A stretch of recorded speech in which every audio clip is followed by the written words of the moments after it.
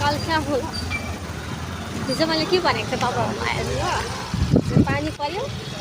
आज चाहिँ सूर्यनारायणले कति दुईटा आँखा खोल्नुभयो भनेर यति बेसी गरम अनि ड्युटी जाँदै गरेको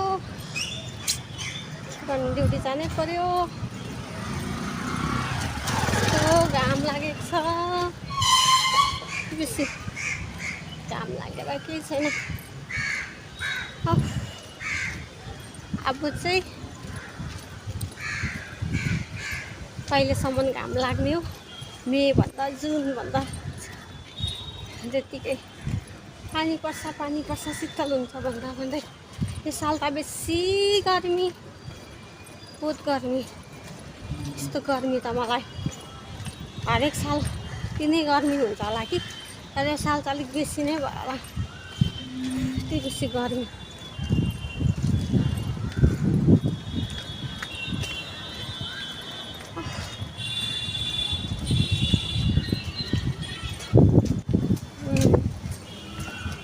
अनि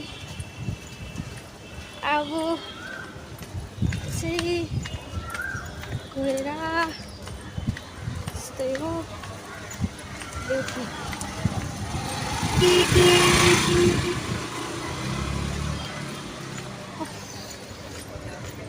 ल साथी हो जिन्दगी यस्तै हो परदेशमा परदेशको जिन्दगी यस्तै हो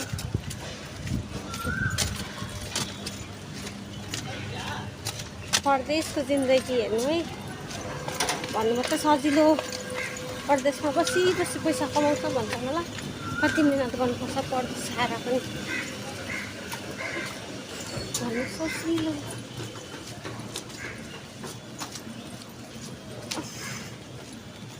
अनि ल साथीहरू राखेको बाई सबैजनालाई भरे भेटौँ है।